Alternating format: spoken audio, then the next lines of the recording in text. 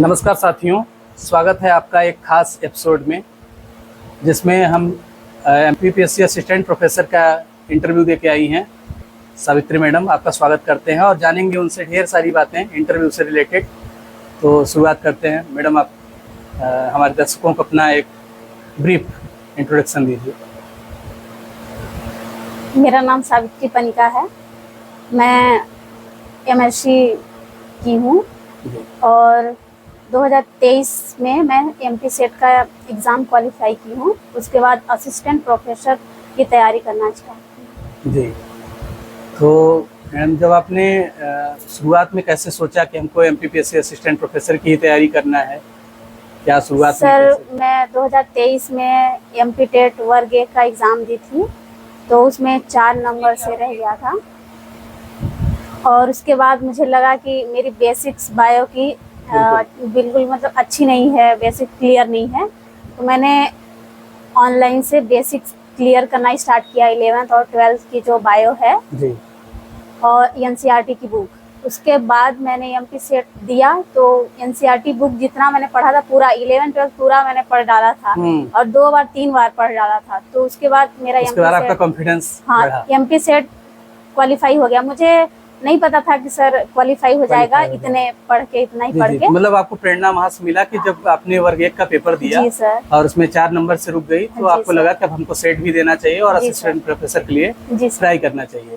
तो आपके पहले प्रयास में आपने सेट निकाला? जी, पहले प्रयास में 2023 में मैंने सेट क्वालिफाई किया। उसके बाद जस्ट जैसे ही उसका रिजल्ट आया वैसे ही असिस्टेंट प्रोफेसर का जो वैकेंसी थी ना, उसका फॉर्म भी फिलअप हो रहा था, तो मैंने फॉर्म फिलअप कर दिया और उसकी तैयारी करना। तो आपको मतलब बहुत अच्छी अपॉर्चुनिटी मिल गई कि जैसे हमारा सेट हुआ और हमको जी सर असिस्टेंट प्रोफेसर देने को मिल गया और आपका बेसिक तब तक कंप्लीट ही हो गया? हाँ, कंप्लीट हो गया था। फिर उसके बाद कितना समय मिला आपको तैयारी करने का? सर मुझे नवम्बर में आया था रिजल्ट। उसके बाद जून में हम लोग 2024 में जी 9 जून को असिस्टेंट प्रोफेसर का एग्जाम था।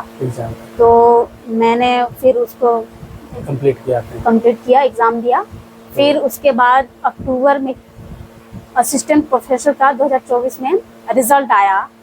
तो पहली बार तो जब रिजल्ट आया तो मैंने अपना जो रोल नंबर होता है 2-3 बार मिलाया सर की हमारा ही है। बिलीव ही नहीं हुआ उस समय? उस टाइम नहीं हुआ था कि वाकई हमारा है।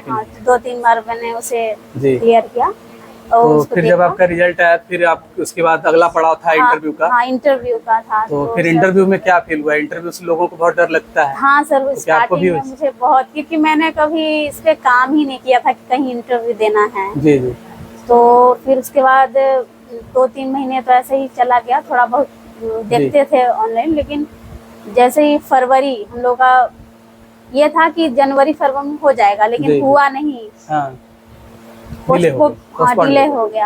डिले होता गया। तो फिर हम लोग ये डेट नहीं आई थी, तो फिर मैंने सोचा कि लाइब्रेरी ज्वाइन करूंगी तो रिवीजन अच्छे से कर पाऊंगी जो अपना सब्जेक्ट है, जो पढ़ा हुआ है।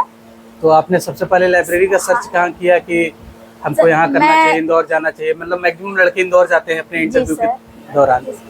मैं पहले भी, जैसे मेरी फ्रेंड लोग हैं तो वो लोग हमेशा लाइब्रेरी जाया करती थी, तो उन लोगों के मुंह से सुने थे। 1 महीने मैंने पिछले वर्ष भी दिया था उन लोगों के साथ। अच्छा। तो वो जहाँ करती थी उसके साथ मैं वहाँ जाती थी। फिर वो बोली कि नहीं, एक नया खुला हुआ है लाइब्रेरी, वहाँ आ जाइए, मैं वहीं आती हूँ।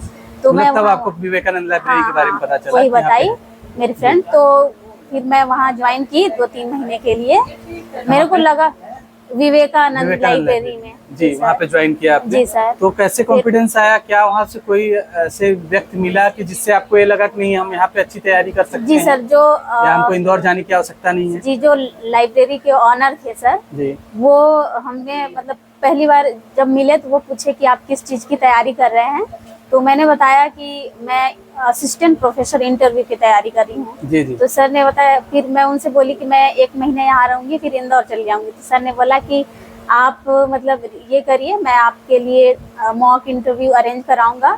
तो सर ने जब मॉक इंटरव्यू कराया तो मुझे और कॉन्फिडेंस आया सर। वहीं से शुरू हुआ, क्योंकि मैंने कभी मतलब इंटरव्यू विवेकानंद लाइब्रेरी में एक अच्छा आपको इंटरव्यू का पैनल भी मिला? जी, अच्छा पैनल मिला और वो उसमें एक्सपीरियंस टीचर भी थे। क्या टीचर्स का नाम बता सकती हैं कि कैसे, क्या क्वालिफिकेशन था उनका, क्या अनुभवी टीचर्स थे?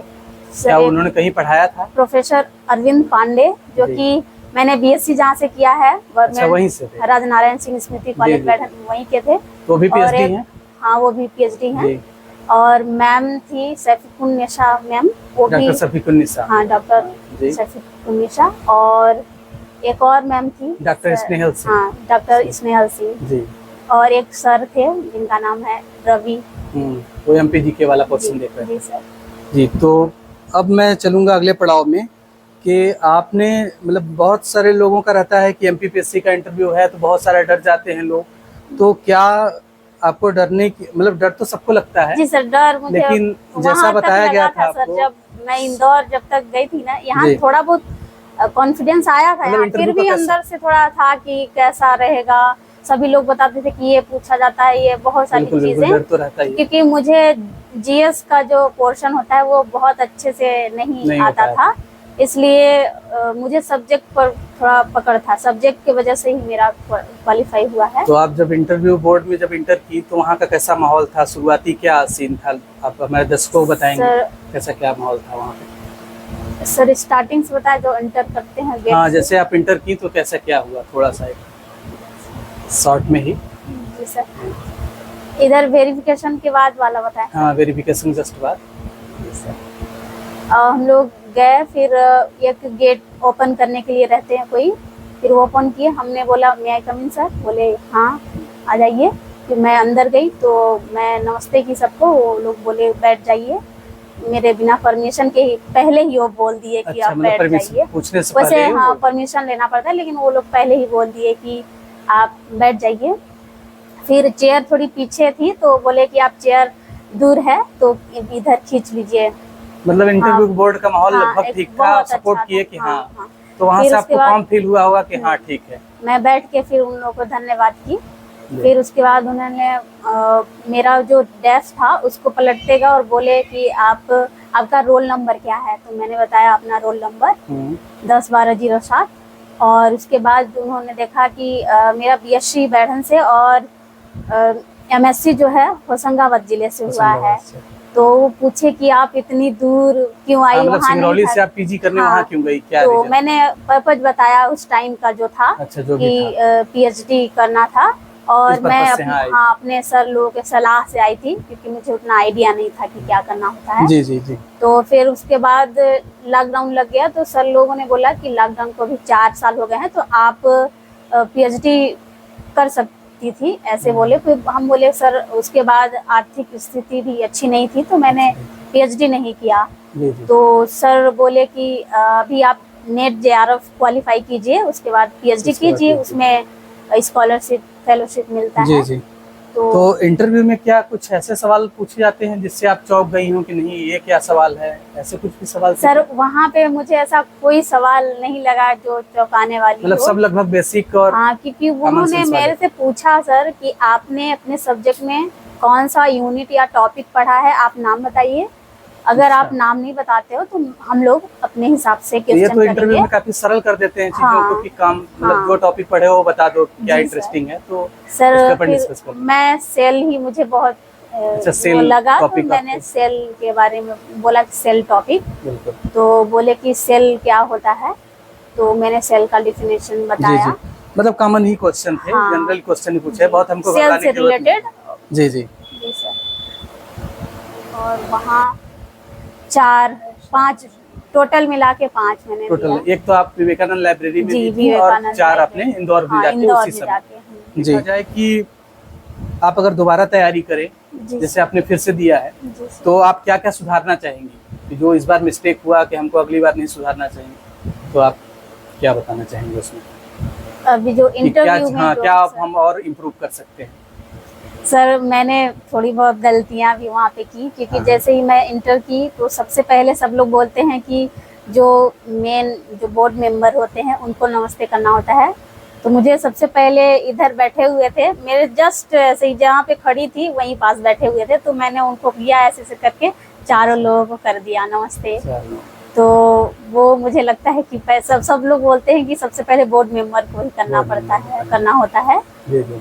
और उसके बाद कुछ चीज़ें सेल में उन्होंने पूछा था, सेल जेनेटिक्स क्या होता है, तो मैंने नहीं पढ़ा था सर, तो उसमें मैं बोली सर सॉरी सर, मैं ये जाके पढ़ लूंगी। तो अब ये जैसे मान चीजें लीजिए मतलब मैं उस टॉपिक को और गहराई से पढ़ना चाहूँगी। मान लीजिए कि आप अभी सेलेक्ट होती हैं, तो आप शिक्षण संस्थानों में क्या बदलाव करेंगी और समाज के लिए और क्या दे सकेंगी आप? क्या आपका विजन है कि ऐसा कुछ कि मैं सेलेक्ट हो जाती हूँ तो मैं क्या शिक्षा क्षेत्र में बदलाव कर पाऊंगी, ऐसा कुछ? हालांकि नीतियाँ तो गवर्नमेंट बनाती है, जी सर। लेकिन आप अपने लेवल पे अपने दायरे में रह के क्या कर सकते सर हैं? मैं अपने दायरे में रह के जो एमपी सेट और की तैयारी करते हैं या असिस्टेंट प्रोफेसर की, जी जी। तो मैं बहुत सारे बच्चों के पास जो है कंटेंट नहीं रहता है, प्लस Content उतने नहीं रहता। पैसे नहीं होते हैं क्यों तैयारी coaching कर में। पाए? हाँ, या बहुत लोगों को तो पता भी नहीं रहता हाँ, कि बहुत सेट सारे होता लोग है, सर नेट होता एक है, चीज कैसे और मैं अपने खुद से ही सीखती हूँ कि मेरे अंदर था कि मैं कुछ तैयारी करूं, लेकिन पीछे से होता है ना कि किसी बच्चे को कमजोर रहता है, लेकिन उसके अंदर रहता है कि कोई थोड़ा सा भी मेरे को हेल्प कर दे, पीछे से पुश कर दे तो मैं आगे बढ़ जाऊंगा। वही मेरे अंदर भी था और मैं चाहती हूँ जो बच्चे ऐसे हैं मैं उन लोगों को गाइड करूँ सर, क्योंकि जो लोग तेज तर्राक होते सर वो तो निकल जाते हैं कहीं से भी पढ़ के, और उन्हें सपोर्ट करने के लिए बहुत सारे लोग रहते हैं कि हाँ बच्चा अच्छा है, इसको सपोर्ट करो और आगे जाएगा। लेकिन जो लोग थोड़े कमजोर टाइप के होते हैं तो उन लोगों को बहुत सारे लोग कहते हैं बहुत सारी प्रॉब्लम आती है। हाँ, तो उन लोगों को थोड़ा, जैसे आप आदिवासी समाज से बिलोंग करती हैं तो उसमें बहुत सारी प्रॉब्लम्स आती हैं, लोगों का अवेयरनेस नहीं होती, तो आप आदिवासी समाज के लिए क्या करना चाहेंगे? ऐसा कुछ क्या कि मतलब आपको तो पता था, आपके पापा जी टीचर थे, बहुत सारा गाइडेंस मिल गया आपको, लेकिन और बहुत सारा हमारा आदिवासी समाज पिछड़ा हुआ है जी सर, तो उनको उनके लिए अवेयरनेस प्रोग्राम कुछ न कुछ हमको लगता है करना चाहिए आपको। जी सर करना चाहिए। अभी मैं सर करेंगे प्लानिंग? जी सर प्लानिंग करूंगी उन लोगों के लिए, तो बहुत बहुत जागरूक करूंगी पहले, सबसे पहले शिक्षा। बहुत बहुत धन्यवाद सावित्री जी आपका। जी sir, thank you sir. Thank you.